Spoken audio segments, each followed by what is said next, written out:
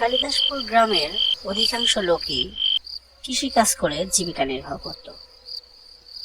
এই গ্রামেই বসবাস করত নিমাই নামে এক লোক। সেও একজন কৃষক, কৃষিকাজ করেই জীবন চালাত। রোজকার দিনের মতো আজও জমিতে কাজ করতে করতে বেশ দেরি হয়ে যায়। অবশ্য তার জমির ফসল এবছর অনেক ভালো হয়েছে, তাই তার মনটা অনেক খুশি ছিল। আহা কি আনন্দ আকাশে বাতাসে, আহা আহা। সে গান গাইতে গাইতে বাড়ির পথে ফিরছিল। সে হাঁটতে হাঁটতে কালিদাসপুরের সব থেকে বড় ঝিল কালী ঝিলের সামনে চলে আসে। এই গরমে কাজ করতে করতে শরীরটা যেন একদমই ছেড়ে দিয়েছে আমার। যাই, এই ঝিলটাতে গোসল করে তারপরেই বাড়িতে যাব। সে আর দেরি না করে তাড়াতাড়ি সেই ঝিলটিতে নেমে পড়ে গোসল করার জন্য। হঠাৎ পেছন থেকে কে একজন তাকে ডেকে ওঠে।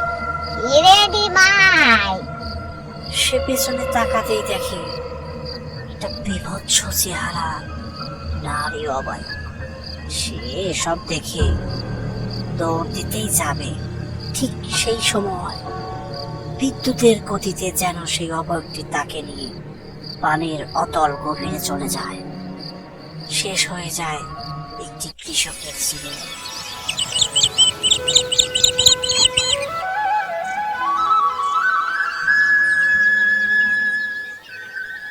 দাদু, এক কাপ চা দাও তো কড়া করে। তুমি একটু বসো বাবা, আমি তোমায় চা দিচ্ছি। আচ্ছা দাদু, সুজয়কে দেখি না অনেকদিন, ও কি আর এদিকে আসে না? ও অনেকদিন হয়ে গেছে, সুজয়কে এদিকে আর দেখি না। তাদের কথা চলার সেই সময়ে সুজয় এসে তাদের মধ্যে হাজির। সুজয়কে দেখে রাজু সুজয়কে জিজ্ঞাসা করে, কি রে, তুই বিয়ে করে কি আমাদেরকে একদমই ভুলে গেলি?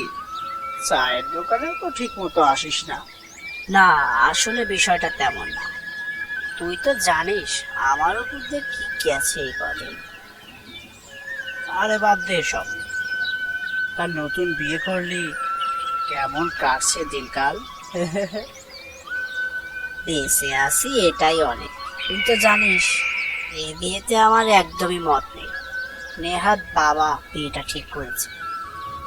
সুজয়ের কথা শুনে রাজু বলে, এসব নিয়ে তুই চিন্তা করিস না, দেখবি আস্তে আস্তে সব ঠিক হয়ে যাবে। আচ্ছা বাদ দে এখন, এইসব কথা পরে হবে। গ্রামের খবর কিছু শুনেছিস তুই? কেন, গ্রামে আবার কি হলো? গ্রামে ডাকাত পড়লো নাকি আবার? না রে, ডাকাত পড়েনি। আমাদের কালিদাসপুরের কালী ঝিলে সেখানে নাকি ভূতের উপদ্রব পড়েছে রে। রাজুর এমন কথা শুনে সুজয় কিছুক্ষণ চুপ করে থেকে বলে, কি রে বেটা, তুই কি দিনের বেলাতেও গাঁজা খেয়ে থাকিস নাকি? ভূত বলে আবার কিছু আছে নাকি? বোকা কোথাকার। শুনিসনি আমাদের নিমাই কাকাকে ওই ঝিলের ধারে গলা কাটা অবস্থায় পাওয়া যায় কিছুদিন আগে। তারপর থেকে গ্রামবাসী হলেও রাতের বেলায় সেই ঝিলের ধারে যায় না।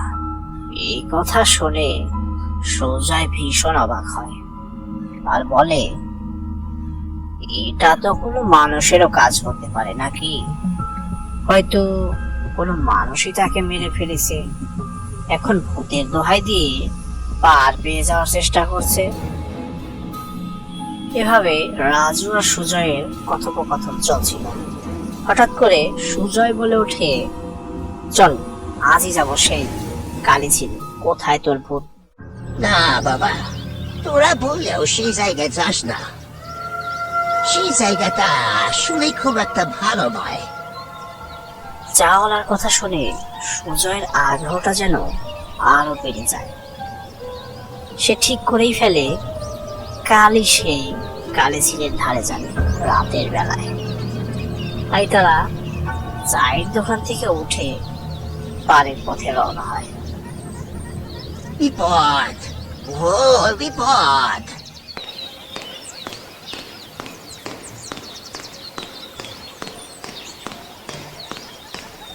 আচ্ছা রাজু, তাহলে কাল রাতেই আমরা সেই কালী ঝিলের সামনে যাব, কি বলিস তুই? আচ্ছা ঠিক আছে, কাল রাতে আমি তোর বাড়ির সামনে গিয়ে তোকে ডেকে দেব। আসিস কিন্তু, আবার ভয় পাস না যেন।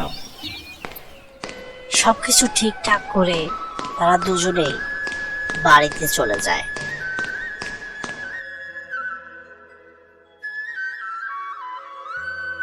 কোথায় গিয়েছিলিস খোকা এই ভর দুপুরে? বাবা, আমি একটু নিতাই দাদুর চায়ের দোকানে গিয়েছিলাম রাজুর সাথে দেখা করতে। এখন চারিদিকের সময় তো খুব একটা ভালো নয়, আমাকে না বলে যেখানে সেখানে যখন তখন যাবি না বলে দিলাম। আচ্ছা ঠিক আছে বাবা, যাব না।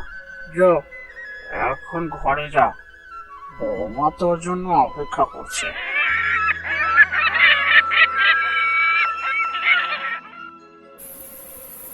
সুজয় ঘুমায়নি। সে আসলে অপেক্ষা করছে কখন রাজু এসে তাকে ডাক দিবে, আর তারা দুজনে মিলে সেই ভয়ঙ্কর কালী ঝিলের কাছে যাবে। হঠাৎ সুজয়ের মোবাইলে একটা কল আসে।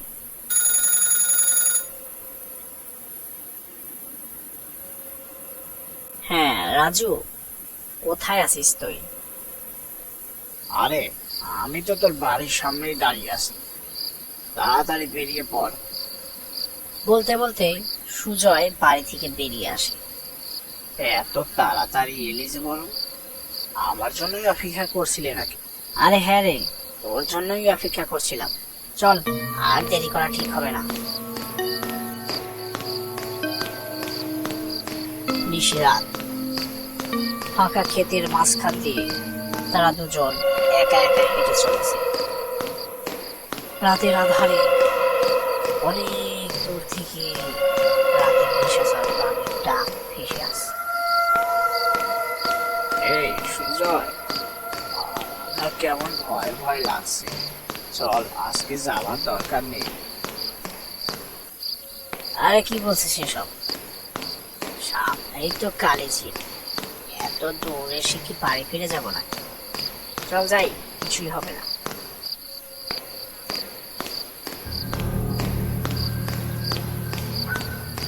এ এ ওখানে দাঁড়া দাঁড়া, ওরা ভুলেও সেই কালী ঝিলের কাছে যাস না। কে আপনি? তাছাড়া আমরা যে কালে ঝিলে যাচ্ছি তা আপনি জানলেন কিভাবে? তোরা এই রাতের বেলায় কালী ঝিলে যাচ্ছিস, শুনে রাখ, বেঁচে ফিরতে পারবি না।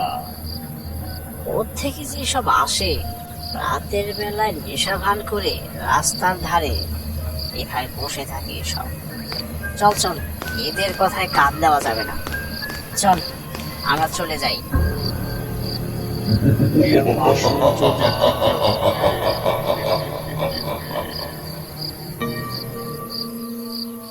চলতে চলতে তারা সেই কালী ঝিলের ধারে চলে আসে। হঠাৎ শান্ত পরিবেশটা যেন অশান্ত হয়ে ওঠে, চারিদিকে ঝড় শুরু হয়ে যায়। তখনই সেই অপরিচিত ডাকের সামনে আসে।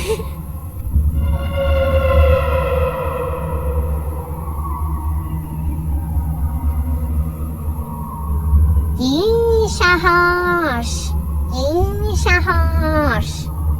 তোরা মুহূর্তে কেন এলি এখানে? আমরা কি করেছি? তুমি আমাদের মারবে কেন?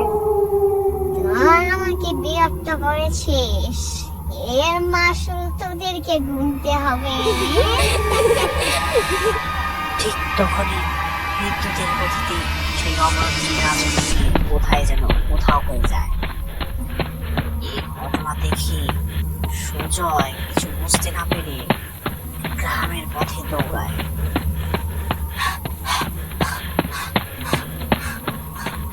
বাঁচাও, বাঁচাও, বাঁচাও।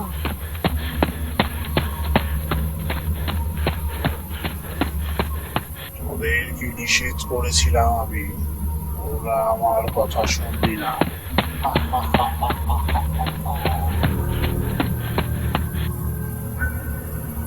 ভোলা কাকা, ও ভোলা কাকা, বাইরে এসো, সর্বনাশ হয়ে গেছে গো। আরে বাঁচতে, এত রাতে কি হয়েছে? আরে কাকা, সর্বনাশ হয়ে গেছে। রাজুকে ওই কালী জিনের ব্যক্তিটা ধরে নিয়ে গেছে। আরে সব কি বলছিস?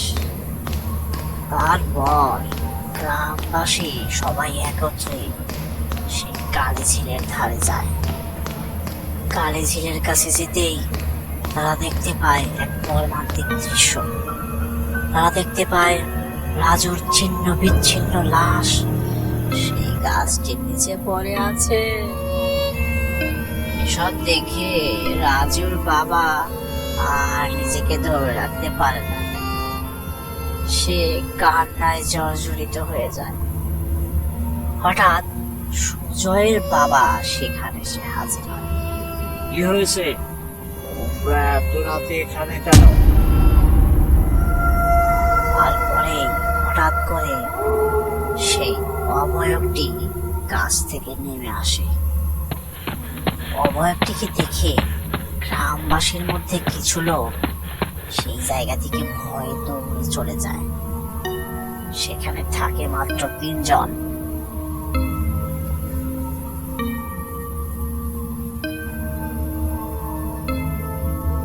তুই কে? কেন এই গ্রামবাসীকে এত ক্ষতি করছিস? কি চাস তুই? আমি চাই তোকে তোকে মেরে আমি আমার মৃত্যুর প্রতিশোধ নিতে চাই। তুই কি বলেছিলিস ওর ছেলের সাথে আমাকে বিয়ে দিবি? সেই বলে গভীর রাতে আমাকে এখানে ডেকে নিয়ে এসে মেরে ফেললি, আর এই তিহির জলাতে ডুবে দিলি আমার লাশ। কি অপরাধ ছিল আমার? তোর ছেলেকে ভালোবাসাই কি আমার অপরাধ ছিল? আজ তো কি আমার হাত থেকে কি বাঁচাবে?